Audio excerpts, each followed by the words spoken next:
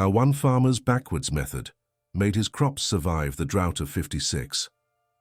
The summer of 1956 scorched the American heartland like few droughts before it. From Oklahoma to the Dakotas, farmland that had barely recovered from the Dust Bowl era turned brown and cracked under relentless sun. Corn withered in fields. Wheat yields dropped to nothing. Cattle stood hollow-eyed at empty water troughs. Banks foreclosed on farms that had been in families for 3 generations. But in central Kansas, on a modest 160-acre farm outside of Salina, something impossible was happening. While neighbors watched their crops die, Robert Harrison's field stayed green. His corn stood tall and healthy. His wheat actually produced a harvest. Folks driving past his property would stop their trucks and stare in disbelief. Some thought he had a secret water source. Others whispered he'd made some kind of deal. The county agricultural agent came out 3 times to investigate. What they found changed farming practices across the region for decades to come. But the story of how Robert figured it out started 5 years earlier with a method so unconventional that his own father called him crazy. Robert had returned from serving in Korea in 1951 with a purple heart and a determination to make his family's struggling farm profitable. His father, William Harrison, had worked that Kansas soil for 40 years, using the same methods passed down from his father. Deep plowing every spring, clean cultivation that left soil bare between crop rows, burning crop residue after harvest. It was how everyone farmed. It was the modern scientific way, but Robert had seen something during his 2 years stationed in Japan before the war. He'd watched Japanese farmers working terraced hillsides, never leaving soil exposed, always mulching with crop residue. Their fields stayed productive year after year on land that should have been exhausted. The memory stuck with him through combat and through his journey home. That first spring back, Robert tried talking to his father about changing their methods. The conversation didn't go well. William Harrison had survived the Dust Bowl, the Depression, and drought years that would have broken lesser men. He wasn't about to let his son, fresh from the military with no farming experience, tell him his methods were wrong. "You plow this ground deep," William said, standing in a field that had just been dissed. "You turn it over good, kill all the weeds, give crops a clean start. That's farming, son, not whatever foolishness you saw overseas." Robert knew better than to argue directly. Instead, he asked if he could have 5 acres to experiment on. Just 5 acres of the back 40 that always produced the poorest yields anyway. William agreed, probably figuring it would teach his son a lesson. What Robert did with those 5 acres shocked everyone who saw it. Instead of plowing deep, he barely disturbed the soil surface. Instead of leaving it clean and bare, he left all the crop residue from the previous year scattered across the field. Instead of neat, uniform rows, he planted in irregular patterns. He was essentially doing everything backwards from accepted practice. The neighbors started talking immediately. Old Joe McFarland, whose farm bordered the Harrison property, made a point of stopping by. "Robert, I know you've been through a lot overseas," Joe said, standing at the fence line, "but this ain't how we farm in Kansas. You're gonna have weeds choking everything.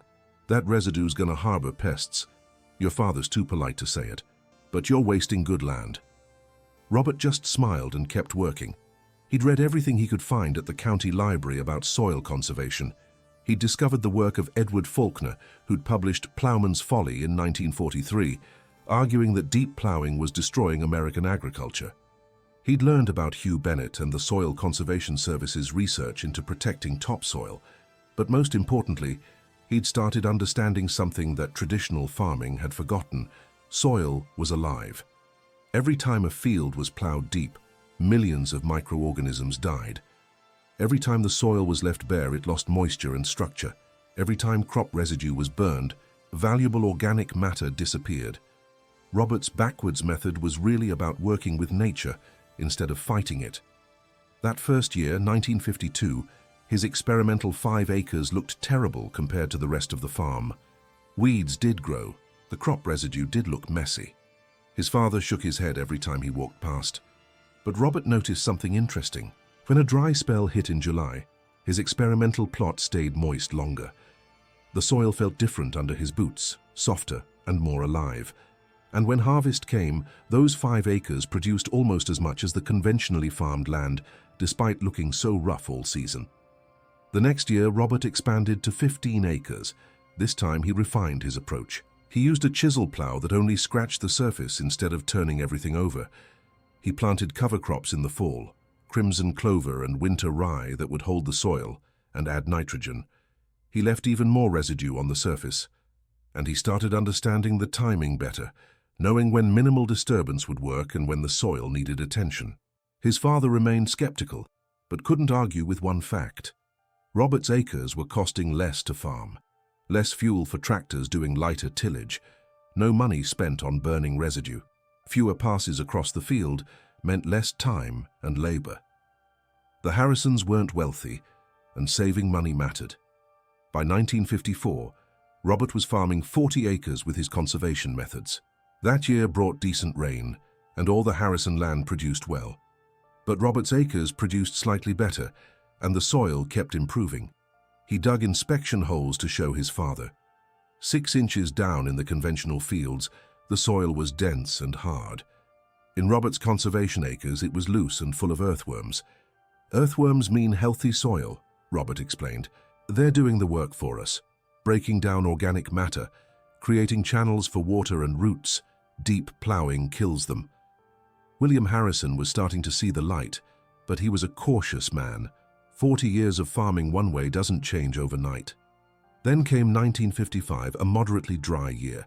Robert's conservation acres significantly outproduced the conventional fields. The difference was clear enough that neighboring farmers started asking questions. That winter, Robert spoke at a Grange meeting about his methods. Most farmers listened politely, but didn't commit to changing anything.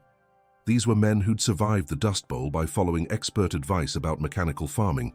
They'd invested in bigger tractors and deeper plows. Changing course felt like admitting they'd been wrong. But then came 1956, and the drought that would test everything. The winter of 55 to 56 brought almost no snow. Spring started dry and stayed that way. By May, when corn should have been knee-high, most fields were struggling. June brought temperatures over 100 degrees for days on end with no rain in sight. July was worse. The Kansas State Weather Service would later classify 1956 as one of the worst drought years of the 20th century, comparable to Dust Bowl conditions. Across central Kansas, crops failed. Farmers who'd planted in hope watched their investments die. Some didn't even bother harvesting, just plowed the withered stalks under. The psychological toll was devastating. Men who'd finally recovered from Depression-era losses were facing ruin again. Farm auctions became weekly occurrences. Families packed up and moved to cities. But Robert Harrison's conservation acres stayed green, not thriving, not producing record yields, but surviving and actually growing when everything around them died. The difference was so dramatic that people drove out from Salina just to see it. The local newspaper ran a story. The county agricultural agent, a man named Tom Brennan, who'd initially dismissed Robert's methods as unscientific, came out to investigate what many people assumed was irrigation fraud. "Show me your water source," and Brennan said, not impolitely but clearly suspicious. Robert walked him across the farm. They checked the well, which was running low like everyone else's. They inspected the fields. There was no irrigation system, no hidden water source, no trick, just soil that was somehow holding moisture when conventionally farmed soil couldn't. Brennan was a trained agronomist educated at Kansas State. He wasn't stupid, and he wasn't stubborn. He got down on his knees and started digging, comparing Robert's conservation acres to the conventionally farmed portions of the Harrison land. The difference was remarkable. In the conservation acres, the crop residue layer had created a mulch that reduced evaporation. The minimal tillage had preserved soil structure, leaving tiny pores and channels that held water. The organic matter from years of leaving residue had increased the soil's water-holding capacity. Most importantly, the living soil ecosystem, all those microorganisms and earthworms, had created a spongy structure that captured and stored every drop of moisture. In the conventional fields, even the few inches of rain that had fallen ran off or evaporated quickly. The deep plowing had destroyed soil structure. The bare earth baked hard under the sun. There was nowhere for water to hide, no organic matter to hold it. "This is what we should have been teaching," Brennan said quietly. This is what the Dust Bowl should have taught us. He went back to his office and wrote a report to the Kansas State Extension Service. Within a month, Robert was hosting field days where dozens of farmers came to see his methods firsthand. William Harrison, who'd resisted for 5 years, converted the entire farm to conservation practices that fall. But the real story of that summer wasn't just about farming techniques. It was about community response to crisis and the hard choice between tradition and survival. Sam Wheeler farmed 800 acres 3 miles from the Harrisons. He'd been one of the most vocal critics of Robert's methods, calling them hippie nonsense at Grange meetings. But by July of '56, Sam was desperate. His corn was dying. His wheat harvest had been a disaster. He had bank loans coming due and no income to pay them. Robert was cleaning equipment in his barn when Sam's truck pulled up. The older man sat in the cab for a long moment before getting out. Pride is a powerful thing in rural communities, and asking for help doesn't come easy. "I need to know what you're doing different," Sam said simply. Robert didn't gloat or lecture. He spent 3 hours walking Sam through his methods, explaining the science as he understood it, sharing the mistakes he'd made along the way. He gave Sam materials from the Soil Conservation Service. He offered to help Sam start converting his acres that fall. "It won't fix this year," Robert said honestly. "Soil takes time to heal, but if you start now, you'll be better positioned for the next drought." And there's always a next drought. Sam wasn't the only one who came asking. Throughout that brutal summer, Robert hosted informal gatherings where farmers shared information and supported each other. Some were ready to change their methods completely. Others just wanted to understand what was possible. A few remained convinced that Robert had somehow gotten lucky and that traditional methods were still best. The human cost of that drought went beyond failed crops. Frank Morrison, who farmed north of Salina, lost his farm to the bank in August. He'd been farming the same way his grandfather had, and it had always worked before. At 62 years old, he couldn't adapt, couldn't accept that everything he knew might be wrong. He took a job at a grain elevator in town and never farmed again. But there were success stories too. Young farmers who'd inherited land were more willing to try new approaches. Billy Patterson, just 24 and newly married, converted his family's quarter section to conservation methods after seeing Robert's results. His father-in-law thought he was crazy, but Billy's wife Sarah supported him. They struggled that first year, but they kept their farm when others didn't. The drought broke in late August with 3 days of steady rain. It was too late for most crops, but it felt like redemption anyway. The psychological weight lifted. Farmers started planning for next year instead of wondering if there would be a next year. That fall, Robert's conservation acres yielded 42 bushels of corn per acre. It wasn't a great yield by normal standards, but it was 42 bushels more than most of his neighbors got. More importantly, it was enough to keep the farm profitable during a disaster year. His wheat, planted early with minimal tillage, came up strong that autumn while conventionally tilled fields struggled with erosion from those late August rains. The Kansas State Extension Service invited Robert to speak at the State Agricultural Conference in Manhattan that November. He was nervous, a 30-year-old farmer with no college degree addressing professors and agricultural experts. But he told his story honestly. He explained what he'd learned, the mistakes he'd made, the science behind the methods. "I'm not saying I invented anything," he told the audience. "People have been farming this way in different parts of the world for centuries. The Dust Bowl should have taught us that fighting nature doesn't work. I just got lucky enough to see it before drought forced the lesson on me."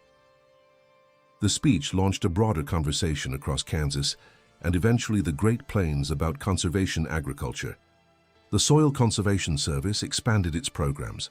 Agricultural colleges began researching reduced tillage methods more seriously. It wasn't a revolution, nothing changed overnight, but the seeds of change were planted.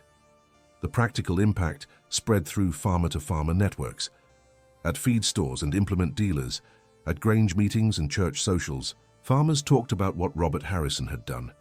Some tried his exact methods, others adapted his principles to their own situations. The conservation agriculture movement that would transform American farming over the next 30 years had many fathers. But that drought summer of '56 was a crucial turning point. For Robert personally, '56 was the year he proved his methods worked under the worst conditions. His father, William, who'd farmed through the Dust Bowl and the Depression, finally admitted that his son had been right. That fall, sitting on the porch after harvest, William said something Robert never forgot. "I spent 40 years trying to control this land," the older man said.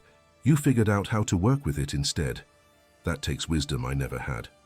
The respect from his father meant more to Robert than any award or recognition, but there was another legacy from that drought summer. All across central Kansas, farmers who'd seen their neighbors lose everything made decisions about their own futures. Some left farming, unable to bear the risk and uncertainty. Others doubled down, determined to adapt and survive. The Grange Hall in Salina County started hosting monthly meetings about soil conservation. Robert led many of them, but other voices joined in. Tom Brennan, the agricultural agent who'd investigated Robert's methods, became a passionate advocate for conservation agriculture. He helped farmers understand the science, access resources, and implement changes gradually. Local implement dealers started stocking equipment for conservation tillage, chisel plows, and cultivators that disturbed soil minimally. Seed companies began selling cover crop seed mixes. The infrastructure of conventional agriculture slowly shifted to support new approaches. There were setbacks. The spring of 1957 brought heavy rains, and some conservation-tilled fields struggled with mud and compaction. Critics pointed to these problems as proof that the old ways were better. But farmers who'd committed to the approach worked through the issues, learning to adapt tillage timing and methods to different conditions.